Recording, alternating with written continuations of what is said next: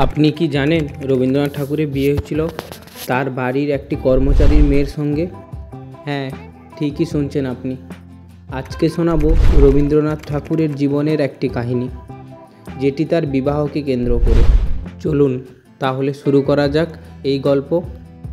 জোড়াসাঁকোর জমিদারি সেরেস্তার কর্মচারী বেণীমাধব রায়চৌধুরীর কন্যা ভবতারিণীকে রবীন্দ্রনাথের বিয়ের জন্য পছন্দ করেছিলেন।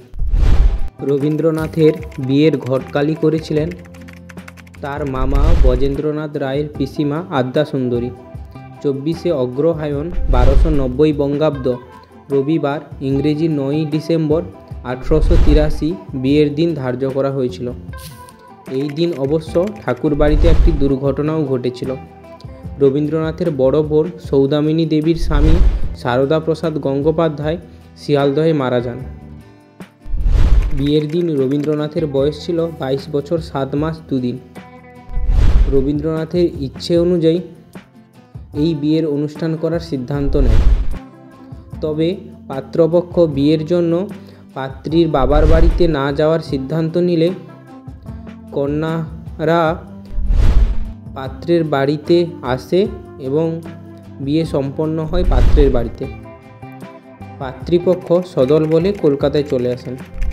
বেণীমাধব রায়চৌধুরীর আত্মীয় স্বজন সহ কলকাতায় একটি ভাড়া বাড়িতে ওঠেন।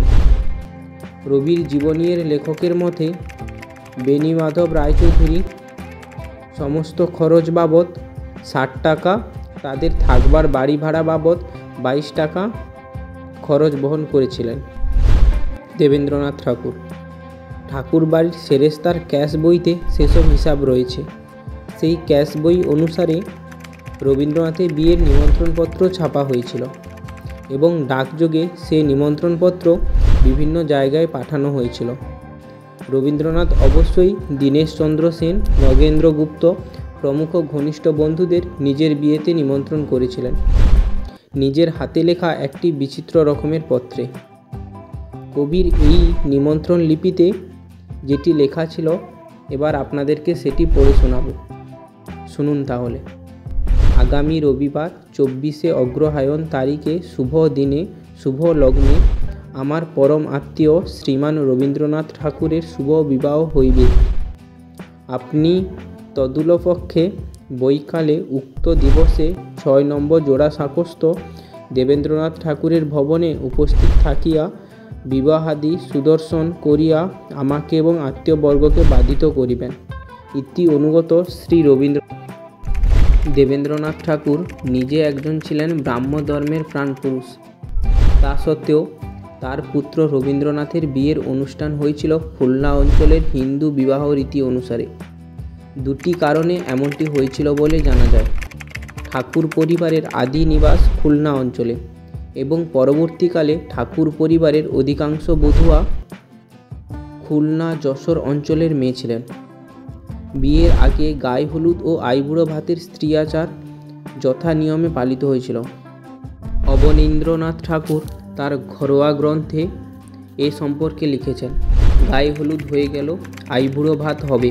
তখনকার দিনে বাড়ির কোনো ছেলের গায়ে হলুদ হয়ে গেলে এ বাড়িতে তাকে নিমন্ত্রণ করে প্রথম আইবুড়ো ভাত খাওয়ানো হতো। তারপর এ বাড়ি ও বাড়ি চলত কয়েকদিন ধরে আইবুড়ো ভাতের নেমন্তন্ন।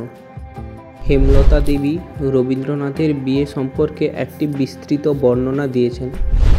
তার ভাষায়, ঘরের ছেলে নিতান্ত সাধারণ ঘরোয়াভাবে রবীন্দ্রনাথের বিয়ে হয়েছিল। ধুমধামের কোনো সম্পর্ক ছিল না। পারিবারিক বেনারসি শাল ছিল একখানি, যেটি ছিল এই বাড়ির বিয়ের একটি উপকরণ। নিজেরাই বাড়িতে পশ্চিমের বারান্দা ঘুরে রবীন্দ্রনাথ বিয়ে করতে এলেন অন্দরমহলে। স্ত্রী আচারের সরঞ্জাম যেখানে সাজানো, বরসজ্জার শালখানি গায়ে জড়ানো। রবীন্দ্রনাথ এসে দাঁড়ালেন পিঁড়ির ওপর। কাদম্বরী দেবী, যাকে সবাই বড় গাঙ্গুলির স্ত্রী বলে ডাকতেন, রবীন্দ্রনাথকে বরণ করলেন তিনি। এরপর কনেকে আনা হলো এবং 7 পাকে ঘুরানো হলো।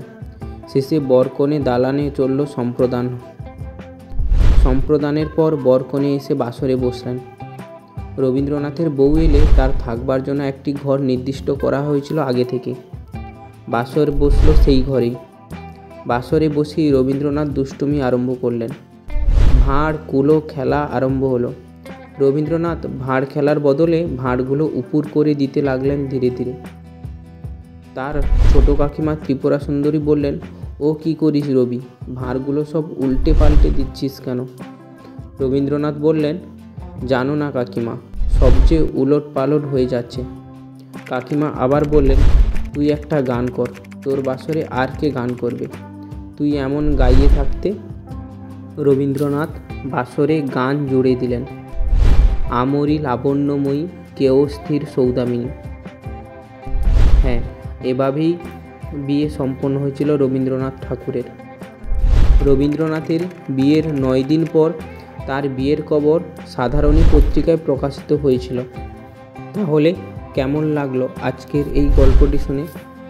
রবীন্দ্রনাথ ঠাকুরের জীবনের অনেক কাহিনী আপনাদের শোনা, কিন্তু আপনি কি জানতেন রবীন্দ্রনাথ ঠাকুরের এই বিয়ের কাহিনী?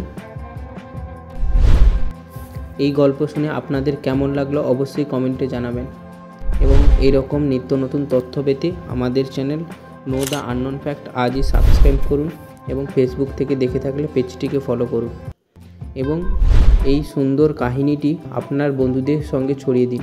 বিশ্বকবি রবীন্দ্রনাথ ঠাকুরের এই সুন্দর মুহূর্তের ঘটনা। আজ আসি, দেখা হবে নতুন আরও একটি ভিডিওতে। সবাই সাবধানে থাকবেন, সুস্থ থাকবেন, টাটা।